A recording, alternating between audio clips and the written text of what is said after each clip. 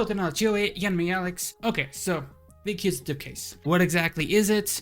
Why is it in the Esperanto language? First of all, one thing that a lot of people who speak English and are learning Esperanto may not realize is that technically we have the accusative case, or a form of it, like a remnant of it, in the English language. And we actually call this the objective case. So the objective case is used in any situation where it is not performing the action. This only applies to pronouns. For example, the word I is the speaker of the sentence, right? So like, I am eating dinner or something. The word I is only used when the speaker is performing an action, right? In all other situations, you use the word me, my, or mine, right? So the word me is called the objective case. With the objective case, this also exists in many other pronouns, such as we, he, she, and they.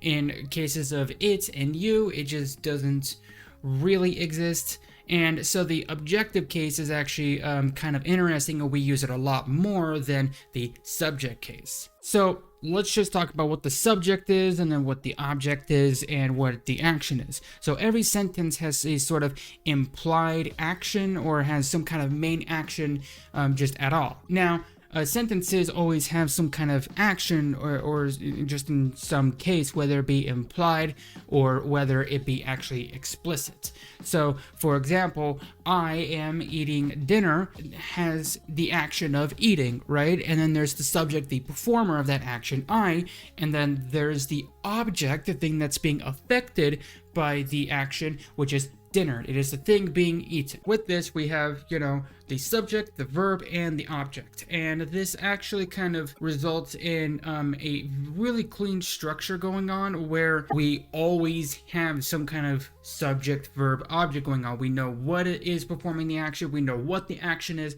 and we know what exactly is being affected by that action. So with every action and their objects, there's two different kinds of objects. There's the direct and the indirect objects. So the direct object is the thing being directly affected by the action, and the indirect object is the thing being indirectly affected by the action. So let's take the example of they gave me the book. So we're using the word they, and that is the subject version of the word they versus them or their, or something like that. And meanwhile, we are using the word gave, that is the action of giving, and then there's a me, and then the book. So let me ask you something. Are they giving me to the book, or are they giving the book to me? See, in English, the way that we distinguish from this is by either saying they gave the book to me, or you could put the indirect object first, followed by the direct object. And so in this case, it's they gave me the book. So the book is being given to me, the speaker. And this is called the object. So the direct object is the book. It's the thing being directly affected by the action, versus the speaker, me, or I, which is receiving the book. Okay, so the direct object is being directly affected or receiving the action, versus the indirect object, which is receiving the object, the direct object. So in Esperanto, if we wanted to mark the direct object of the sentence, then we would need to use the accusative suffix, which is no, or just the end in English. And now we have to ask ourselves, like, how do we use it? On what do we use? Like, on what words do we use it? First of all, the object is always going to be a thing. So, for example, the book is a thing, so this is called a noun. In Esperanto, nouns always end at least with the word o. Now, the reason I say at least is because you can have multiple books. Okay, so the word for book is libro, but if you wanted to have multiple books, you put a what looks like a J, or in Esperanto it's yo, so it's a Y sound. So libroi is the plural form of book, so books. But if it's the object of the sentence, then you put an N at the end. Okay, so if it's one book, it's libron. If it's many books, then it's libroin. So in the example that we just gave was they gave me the book. So how would you say that? Well, you wouldn't exactly say me specifically. You would actually have to use the word al to specify the indirect object. So the indirect object is always just going to be al and then the nominative or no n at the end. So in this case, it would be al me. Al is to, and then me is the speaker. And then you want to use the word ili for they, and then donis, past tense of give, or doni, and that is just ili donis al mi. La is the, and then libro is the word for book. So remember, it's one book, so there's no j, there's no yo. Meanwhile, it is the object of the sentence because it is being given to the speaker of the sentence. So we want to put an n at the end of the word libro. So that is la libro. So altogether, it is ili donis al mi la libro. Now, here's an interesting question. Why is this at all the case? Well, this is because we can rearrange the sentence in order to emphasize certain parts of the sentence. So, for example, if you wanted to emphasize the book instead of anything else, and you can absolutely say la libron ili donis al mi, you know, the book they gave to me, or they gave me the book. You're emphasizing the word the book, and this can happen in all sorts of ways. So let's take this more nuanced example. My wallet got stolen. If you wanted to say this in Esperanto word for word, you would say mia monujo estis stelita. Now, we're going to do a whole video deep diving into participles and how to use them correctly and effectively and efficiently, but let's just look at the word estis and stelita. So estis is past tense because of east, and then stelita is ita, so it's also past tense. And it's because of this that we can actually do a bit of consolidation. We can put the estis and the stelita together to form stelis. Now, one little problem is that if you were to say stelis by itself, then the wallet stole something, because you would be saying that the wallet stole something else and not someone or something stole the wallet. So what will we do here? Well, what I would probably use is another pronoun called oni. We're going to have a whole video about this. Don't worry about it. But I would say oni stelis mian monujon. You could also say iu, which is somebody. So iu stelis mian monujon. Someone stole my wallet. Meanwhile, oni stelis mian monujon. You can actually say mian monujon stelis oni. Now, the reason why you can do this is because this is actually the same structure as my wallet got stolen, and you're keeping the same order of words, and this kind of emphasizes the fact that my wallet is what got stolen. So if you notice in this example, the word mia is also receiving the end, and the reason why is because when you have a pronoun such as me, then putting an a at the end of it actually turns it into the possessive pronoun. But the possessive pronoun, it is actually an adjective. It is describing something as belonging to the speaker, and as a result, it follows all of the rules of adjectives. Topic common order is a way of organizing sentences. This happens a lot in many languages, where you have the topic of the sentence followed by the comment. So the topic is not necessarily the doer of an action, it is just whatever the sentence is about. So in this case, it is the wallet. It is my wallet. So mian monujon stelis oni. But this actually allows us to have a complete sentence of subject, verb, and object. And it's because of the topic common order that we need to use the accusative on more than just the nouns. We also need to use it with the adjectives. So if we were to say, like, for example, I ate delicious pizza, then that would be mi mangis bon gustan pizzon. So bon gusta, this means delicious, and has an a at the end, or an a, meaning that it's an adjective, meaning that it's describing the thing, or in this case the pizza, as being delicious. And we need to put the N there because then we could say bon guston pizzon mi mangis, and we could make that be the topic of the sentence. And normally in English we can't do that, like delicious pizza I ate. That's like Yoda speak, right? And it sounds weird to us, but in Esperanto and also in many other languages, this is actually kind of typical, and this actually allows us to structure our sentences in a very flexible way that we normally can't in languages like English. So that is in essence the accusative case, but for the direct object. We can also use the accusative case for expressions of motion. So for example, if I were to say I'm going home, then you would say mi iras, that's I am going, and then the word for home is hemo.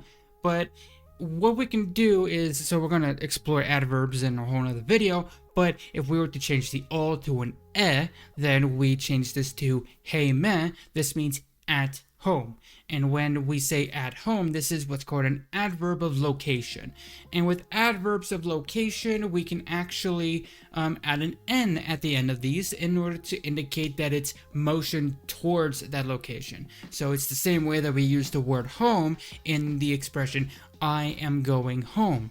So mi iras heimen, or just heimen mi iras, however you want to do it. You don't have strict word order. This allows us to express that we are heading towards that location, and this gives us many options of how we can structure our sentences. And this also means that with some prepositions, we can do the same thing. So for example, the word on, and in English, we also use the word onto. Same thing with in and into. We could say, I put the cup onto the table. So you could say, mi metis la tason sur la tablon. We put the N on tableau because it is a motion onto the surface of the table. Same thing with the word en, or which means in. We could say mi iras en la domon. I'm going into the house. I'm going inside the house.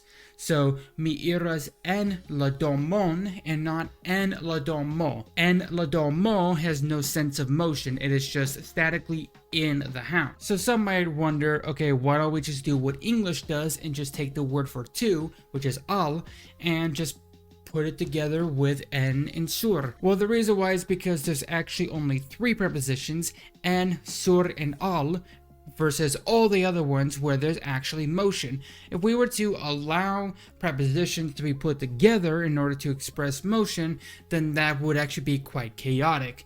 So what would be stopping someone from doing en sur, in, on? Because Esperanto seeks to be consistent with no rule breaks whatsoever.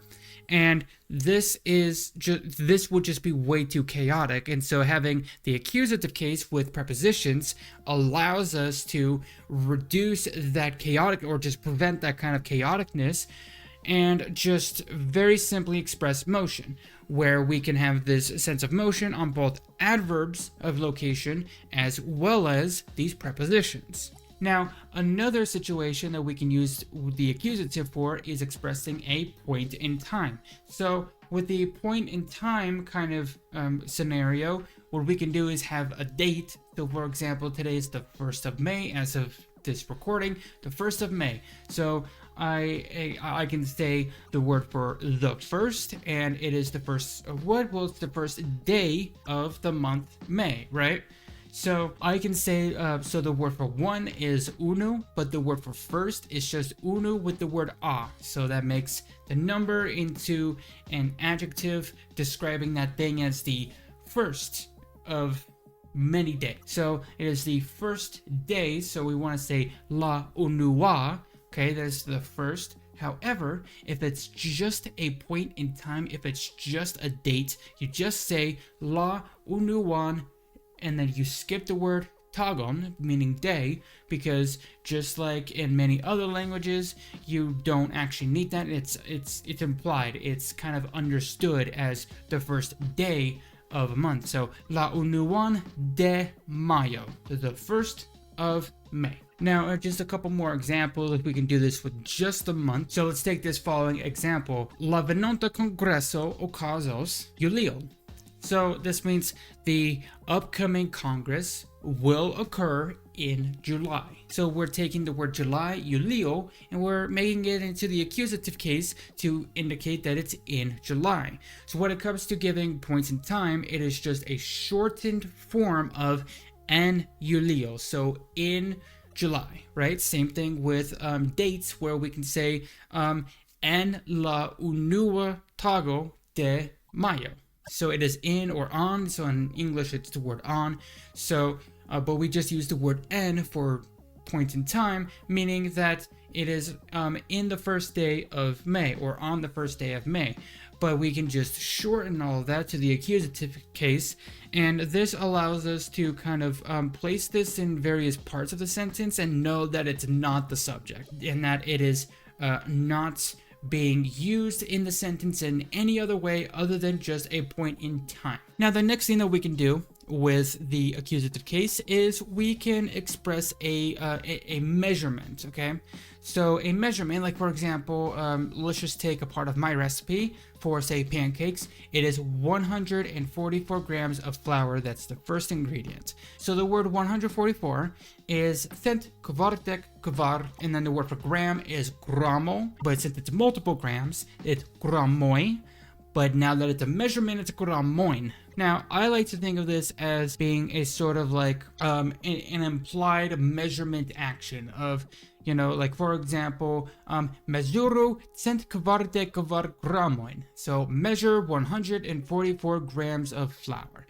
That is the way that I like to think about it, but it doesn't always have to be like that. For example, du mailoin tornu dextre, right? So in 2 miles, turn right. I like to think of that as being post, or even just en du mailoi tornu dextre. That could be one way that you can think about that very specifically. You can even just you know, think of it as like receiving a measurement. So like unu tason da akvo, 1 cup of water.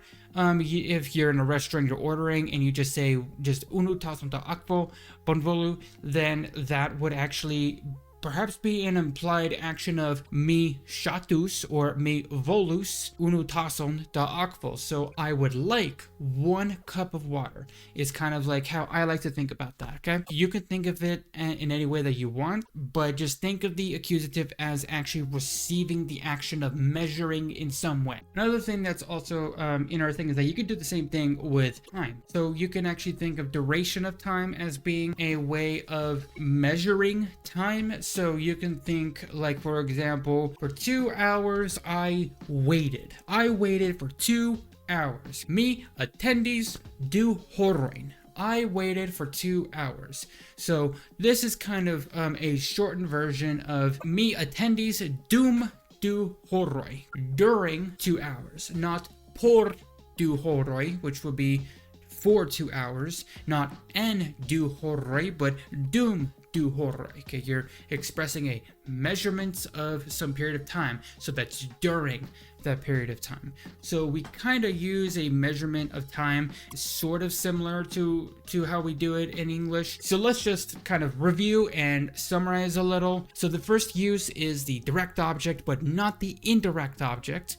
And so, for example, ili donis al mi la libron, where the book is the thing being given to the speaker, to me, and not the other way around. Then there's the second use case that we covered, which is motion. So for example, mi iras heimen, and remember you have to take the which is an adverb, but if it's a location like home, work, there, or here, or something like that, then that is an adverb of location, and we can put the n on it to indicate a motion towards that location, but not away. And this also includes prepositions like en and sur. The third way that we can that we express or that we discussed using the accusative is in expressing points in time. So we can just say la unuan de mayo, that is the 1st of May, and this is a shortened version of en la unua tago de mayo. The fourth way that we can use the accusative is with measurements. So